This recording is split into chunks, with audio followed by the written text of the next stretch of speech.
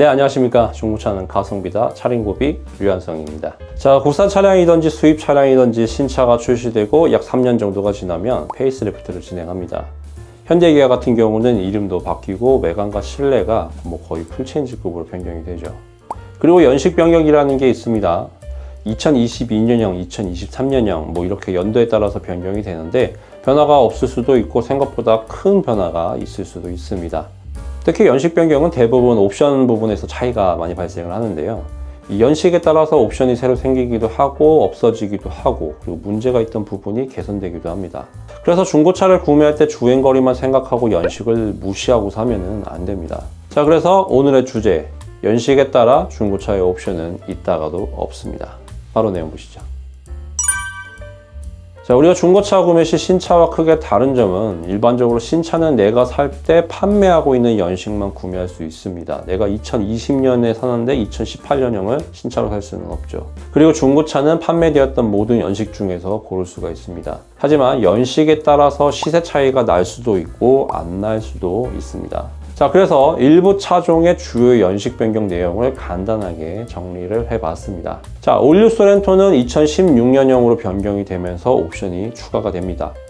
우리가 올류 소렌토 하면 떠오르는 요 4구 안개등, 이 안개등이 2016년형부터 선택 옵션으로 추가가 되었습니다. 어드밴스드 에어백이 전 트림에 기본 적용이 되고 스마트 크루즈 컨트롤, 패들 시프트, 동승석 워크인 디바이스를 이 선택 옵션으로 추가할 수 있게 되었습니다. 모하비는 2012년형부터 엔진하고 변속기가 변경이 됩니다. 자, 2012년형 이전 모델은 DPF가 없습니다. 그래서 배출가스 등급이 4등급이죠. 그런데 2012년형부터는 DPF가 달린 S2 엔진으로 변경이 됩니다. 그러면서 배출가스 등급이 3등급으로 변경이 되고 변속기도 현대의 8단 자동 변속기가 적용이 됩니다. 스팅어는 2019년형의 연식 변경으로 옵션이 변경됩니다. 먼저 내비게이션 사이즈와 디자인이 변경이 됩니다. 이 베젤이 좀 얇아지죠. 실내 앰비언트 라이트 기능이 추가가 되고 리어 턴 시그널 램프가 이 R전구에서 LED로 변경이 됩니다. 그리고 모든 트림에 전자식 변속 기어와 전자식 주차 브레이크가 기본 적용됩니다. 마지막으로 유버 서비스가 2년에서 5년으로 늘어나게 되죠. G70 역시 2019년형부터 옵션 차이가 있습니다. 전 트림에 전자식 파킹 브레이크가 기본 적용이 되고 전동 트렁크가 엘리트 등급부터 기본 적용됩니다. 3.3 터보 프레스티지 등급에는 12.3인치 3D 계기판하고 수출형에만 있던 스포츠 전용 19인치 화이브 스포크 휠이 적용됩니다. 그랜저 HG는 2015년형의 부분 변경이 이루어집니다. 다른 현대기아 차량들처럼 외관이나 이름이 바뀐 게 아니라 그냥 쭉 그랜저 HG입니다. 아무튼 2015년형부터 프론트 범퍼와 라디에이터 그릴의 디자인이 변경이 됩니다. 그리고 5구짜리 LED 안개등이 적용되면서 외관이 굉장히 이뻐지죠. 그리고 실내 센터페시아 디자인도 변경되고 순정 내비에서 안드로이드 오토와 애플 카플레이가 가능해집니다. 그랜저 IG는 2018년형에 살짝 변화가 있습니다. 번호판 등이 LED로 변경이 되고 전 트림에 블루링크 내비게이션이 기본 적용이 됩니다. 그리고 스마트 센스의 고속도로 주행 보조 시스템 HDA가 기본 적용됩니다. 자, 올류 K7은 2017년형의 HID 헤드램프 대신에 풀 LED 헤드램프 선택 옵션이 추가가 됩니다.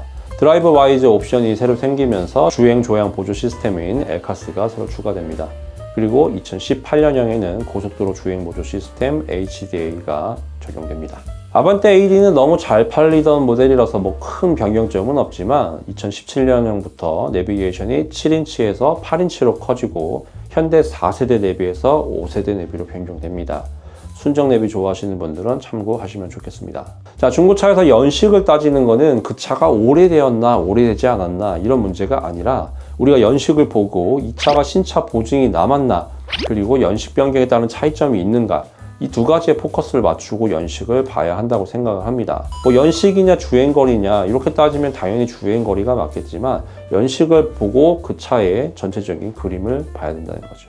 누구는 이런 내용 보고 현대기아의 옵션질이라고 생각할 수 있지만 사실 이거는 수입차가 더 심합니다. 자, 스티어링, 즉 핸들 디자인이 바뀌고 멀쩡히 있던 옵션이 없어지기도 하고 엔진이 바뀌기도 합니다. 그래서 중고차를 구매할 때는 국산이든 수입이든 연식에 따른 변경 내용이 있는가 충분히 알아보고 구매를 해야 한다는 거죠. 네, 오늘 영상은 여기까지입니다. 오늘 영상이 도움이 되었다면 구독과 좋아요 부탁드리겠습니다. 오늘 영상이 여러분들의 현명한 중고차 구매에 도움이 되었으면 좋겠습니다.